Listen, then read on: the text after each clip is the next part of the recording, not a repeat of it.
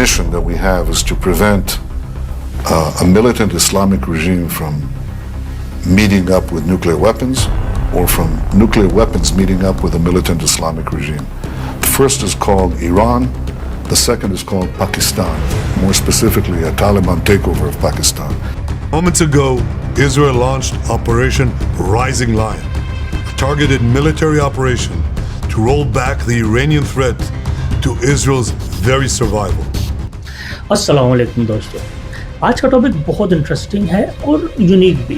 वो इसलिए कि जो बात मैं करने जा रहा हूँ उस पर शायद इक्का दुक्का ही बात करते हैं, इतना नैरेटिव बिल्ड नहीं किया गया इस टॉपिक के ऊपर। इसराइल और ईरान के दरमियान जंग, missiles, drone, retaliation, diplomacy fair, लेकिन साथ में एक नैरेटिव पुश हो रहा है, पाकिस्तान इज़ नेक्स्ट। मैं इसको थोड़ा एक्सटेंड करता हूँ कि क्या Pakistan is next target after Iran या ओवरऑल इस्लामिक और मुस्लिम वर्ल्ड। सीरियसली ये बात इतनी सिंपल नहीं है जितनी बनाई जा रही है, और आज मैं इस वीडियो में इस प्रोपेगेंडा को डाइसेक्ट करूँगा बिना किसी बायसनेस के। Let's get real, let's get loud, let's get be honest. तो सबसे पहले कॉन्टेक्स्ट क्लियर करते हैं। इजराइल ने पहले अटैक किया ईरान के अंदर, न्यूक्लियर वेपन का थ्रेट का बहाना बना के। उन्होंने डीप स्ट्राइक किए ईरान में, टॉप मिलिट्री ऑफिशियल्स और साइंटिस्ट को मार डाला, को शहीद कर दिया, और इसके अलावा ईरान के स्ट्रेटेजिक सर्कल्स को भी टच किया गया। इजराइल की जस्टिफिकेशन ईरान का न्यूक्लियर प्रोग्राम, लेकिन रियलिटी एक प्लान्ड एस्केलेशन। उसके जवाब में ईरान ने 24 घंटे के अंदर डायरेक्ट रिटेलिएट किया, ज़बरदस्त। इतना नुकसान उठाने के बाद इस तरह से रिस्पांस देना ज़बरदस्त। मिसाइल, ड्रोन विदाउट प्रॉक्सी, ये अनप्रेसिडेंट था। Direct hit, direct warning. Israel ने फिर अपने आयरन डोम को एक्टिवेट किया, एयर स्ट्राइक्स, वेपन्स फायर किए, एक फुल ब्लोन मिलिट्री एक्सचेंज जो अब तक सिमर कर रहा है। लेकिन ये सिर्फ ईरान वर्सेस इजराइल नहीं है, ये नैरेटिव है एक स्टेज्ड स्क्रिप्ट का, और ऑडियंस यूके, यूएसए, इंडिया और कुछ यूरोपियन स्टेट्स, ये सब ओपनली इजराइल के स्टांस को इंडोर्स कर रहे हैं। कह रहे हैं कि भाई ईरान एक न्यूक्लियर थ्रेट है, टेररिस्ट स्टेट है, एक डीस्टेबलाइजर है। बट लेट्स बी रियल, ये कितना डिल्यूजनल है। हर इंडिपेंडेंट एनालिस्ट जानता है कि ये फॉल्स नैरेटिव है। टारगेट ईरान नहीं है, टारगेट इस्लामिक रेजिस्टेंस है। टारगेट ईरान नहीं है, पाकिस्तान भी है, और सिर्फ पाकिस्तान भी नहीं, Islam as a power, as identity, as a global unifying force, वो तकलीफ दे रहा है इनको। आप क्या देख लो मुस्लिम वर्ल्ड में, Syria, Iraq, Libya, Yemen, Sudan, Afghanistan, फलस्तीन, कोइंसिडेंस है? नहीं, ये सब डिजाइन है। हर जगह इनस्टेबिलिटी आपको नजर आएगी, हर जगह पावर वैक्यूम दिख रहा है, और हर जगह एक नैरेटिव पुश हो रहा है, Muslim countries can't govern themselves. ये सिर्फ बॉम्ब्स और ड्रोन्स की वॉर नहीं है, ये नैरेटिव वॉरफेयर है, psychological, strategic and deeply ideological. अब सवाल ये उठता है कि अगर ईरान के बाद कोई अगला लॉजिकल टारगेट है तो वो कौन है? तो भाई साहब इसका सिंपल सा आंसर है पाकिस्तान, और ये जुबान ज़द-ए-आम है। लेकिन वो इस तरह से नहीं आएंगे जिस तरह से वो ईरान पे गए, ना ड्रोन से, ना डायरेक्ट मिसाइल से। पाकिस्तान के केस में अटैक का स्टाइल साइकोलॉजिकल और इंटरनल होगा। देखिए, पाकिस्तान एक न्यूक्लियर मुस्लिम स्टेट है, और सिर्फ न्यूक से नहीं, we have emotional capital in Muslim world. लोग हमारी तरफ देखते हैं जब फ़लस्तीन पे जुल्म होता है, जब कश्मीर जलता है, जब सीरिया, यमन या लीबिया कोलैप्स करते हैं, और यही इमोशनल लीडरशिप है जो वेस्ट को, इंडिया को और इजराइल को बर्दाश्त नहीं होती। तो स्ट्रैटेजी सिंपल है, break Pakistan from inside. Divide करो फिरकों के नाम पे, एथनिसिटी के नाम पे, पॉलिटिक्स के नाम पे, और फिर कह दो देखो भाई ये लोग जो है ना फेल हो रहे हैं। आपको याद है ना कि कैसे हर इंटरनेशनल फोरम पर पाकिस्तान को कॉर्नर किया गया, FATF के ग्रे लिस्ट में डाल दिया गया और बोला कि टेररिज्म फंड हो रहा है यहाँ से। क्या जोक है यार। IMF के लोन्स हर क्लॉज के साथ एक पॉलिटिकल लीश अटैच होता है। करेंसी कोलैप्स होता है तो ब्लेम इंटरनल गवर्नेंस पे आता है, लेकिन रियलिटी क्या है? ये एक इकोनॉमिक वॉरफेयर है। और मीडिया का काम है सिर्फ और सिर्फ chaos एम्पलीफाई करना। टीवी पे बस फाइट्स, सोशल मीडिया पे बस डिसइल्यूजनमेंट एंड डिसइंफॉर्मेशन, और नैरेटिव के जरिए एक चीज दिखाना, पाकिस्तान अनस्टेबल है, पाकिस्तान अनरिलायबल है, पाकिस्तान आइसोलेटेड है, पाकिस्तान इज बनाना स्टेट वगैरह वगैरह। बट वाई इतना एफर्ट क्यों? क्योंकि पाकिस्तान अगर स्टेबल हो जाएगा, अगर यूनाइटेड हो जाएगा, अगर अपने रिसोर्स और यूथ को मोबिलाइज कर ले, तो पाकिस्तान बन सकता है एक centre of gravity for the Muslim world. और वो चीज, वो ड्रीम, वो आइडिया ये यूएसए, यूके, इंडिया अफोर्ड नहीं कर सकते। उनको एक वीक, कंफ्यूज्ड, डिवाइडेड पाकिस्तान चाहिए। एक पाकिस्तान जो सिर्फ सरवाइव करे, थ्राइव ना करे। और यहाँ पे हम सबका रोल बनता है। क्या हम समझ रहे हैं या नैरेटिव का पार्ट बन रहे हैं, या उस नैरेटिव को चैलेंज कर रहे हैं? बिकॉज रिमेंबर, आज ईरान पे मिसाइल गिर रहे हैं, कल हमारे ऊपर मिसाइल नहीं गिरेंगे। हमारी आइडेंटिटी, हमारा नैरेटिव, हमारा विजन, उसको इरेज कर सकते हैं ये लोग।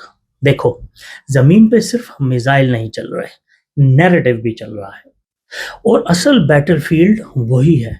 इसराइल हर फोरम पे ये चिल्ला चिल्ला के कह रहा है कि we are defending ourself, threat from Iran, nuclear danger.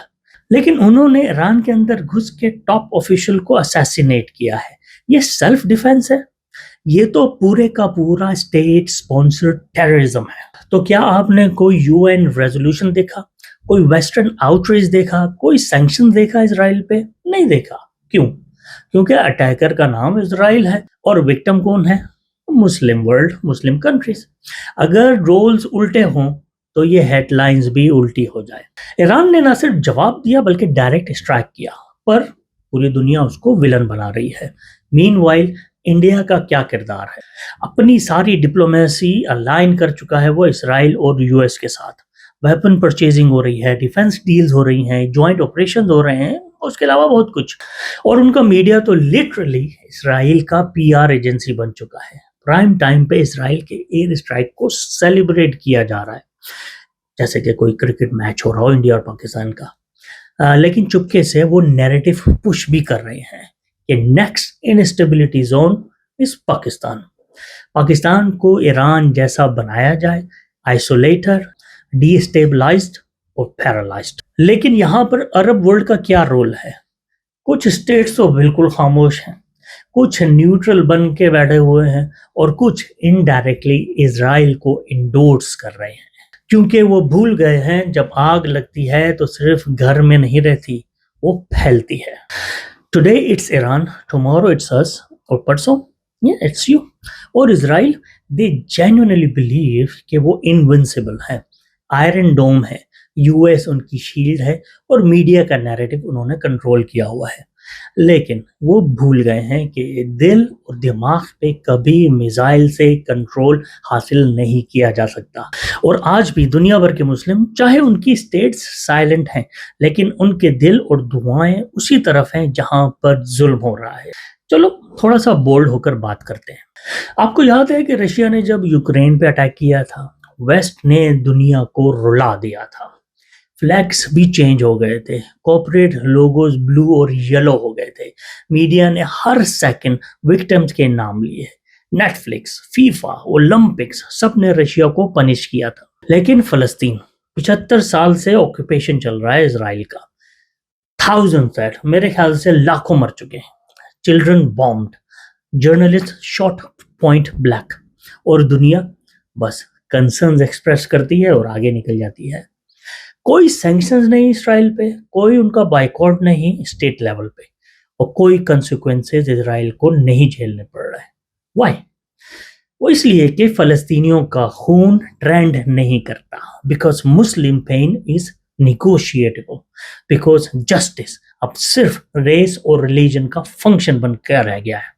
आप इस बात से भी अंदाजा लगा सकते हैं वेस्टर्न वर्ल्ड की हिपोक्रेसी का कि किसी यूरोपियन को थप्पड़ भी लग जाए ना तो पूरी दुनिया हिल जाती है, लेकिन एक गजा के हॉस्पिटल पे बॉम्ब गिरे तो बीबीसी की हेडलाइन क्या होती है? Unverified reports of blasts. Unverified? Seriously यार? और हमारे अपने मुस्लिम इन्फ्लुएंसर्स, ब्लू टिक मार्क वाले, फैशन इंडस्ट्री वाले models, AI content creator, film festivals के डायरेक्टर्स, उनका स्टांस बस तब तक होता है जब ब्रांड सेफ हो, जब फलस्तीन का जिक्र मार्केटिंग की मूड में हो, और जब इजराइल ओपनली वॉर क्राइम कर रहा है ये सब घोस्ट मोड में चले जाते हैं। और जो लोग आवाज उठाते हैं या तो उनको कैंसिल कर दिया जाता है या टेररिस्ट सिंपैथाइजर डिक्लेयर कर दिया जाता है। और ये फ्रीडम ऑफ स्पीच का ढकोसला बस तब तक जब तक आप वाइट नैरेटिव के अगेंस्ट ना जाओ। ये सिर्फ हिपोक्रेसी नहीं है, ये वेपनाइज्ड साइलेंस है, और मुस्लिम वर्ल्ड में हर जगह इसका इम्पैक्ट दिख रहा है। अब सवाल ये नहीं है कि हो क्या रहा है, अब सवाल ये है कि हम क्या कर रहे हैं। देखो, मीडिया वॉरफेयर में मिसाइल नहीं चलते हैं, यहाँ सच्चाई चलती है, या वो झूठ जो 100 बार रिपीट किया जाए जो आपको सच लगने लग जाए। और फिलहाल हमारे पास मीडिया की वो पावर नहीं है जो वेस्ट के पास है। हमारे पास वॉइस है लेकिन हमारे पास प्लेटफॉर्म नहीं है। हमारे पास इमोशन है लेकिन स्ट्रैटेजी नहीं है। तो बस ट्वीट करके या रील बना के काम नहीं बनेगा, और रूठ के, नाराज होके, अनफॉलो करके चेंज नहीं आएगा। We need proper infrastructure. हमें चाहिए कि हमारे जो इन्फ्लुएंसर्स हैं वो फैक्ट के साथ फाइट करें, अपनी फिल्म मेकर को जो सच्चाई को स्क्रीन पर लेकर आए, हमारे जर्नलिस्ट जो बिना डरे रिपोर्टिंग करें, और हमारी यूथ जो कंटेंट कंज्यूम करने के बजाय कंटेंट बिल्ड करना सीखे। ये जो बैटल है ना, ये 5 स्टार स्टूडियोज में नहीं जीती जाएगी, ये जीती जाएगी Google Docs, canvas, OBS, DaVinci Resolve और एआई टूल्स के जरिए।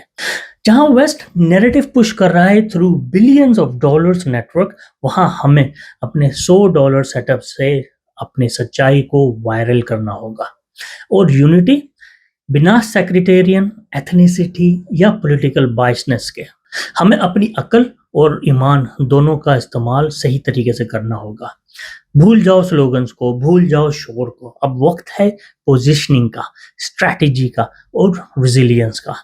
बिकॉज रिमेंबर, आज वो हमारे बॉर्डर्स पे नहीं है, दिमागों पे अटैक कर रहे हैं, और अगर हमने आज नैरेटिव रिक्लेम ना किया तो कल सिर्फ मुल्क नहीं, हमारी पूरी मिल्लत का फ्यूचर भी इरेज हो जाएगा।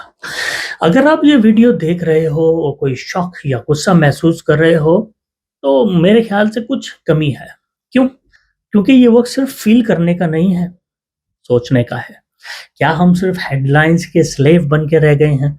क्या हम सिर्फ हैशटैग पे सरवाइव करते रहेंगे, या हम तैयार हैं एक नया डिजिटल रेजिस्टेंस बिल्ड करने के लिए? मैं आपके लिए एक सिंपल सवाल छोड़ के जा रहा हूँ। क्या आप जिंदा हो? हाँ, जिंदा।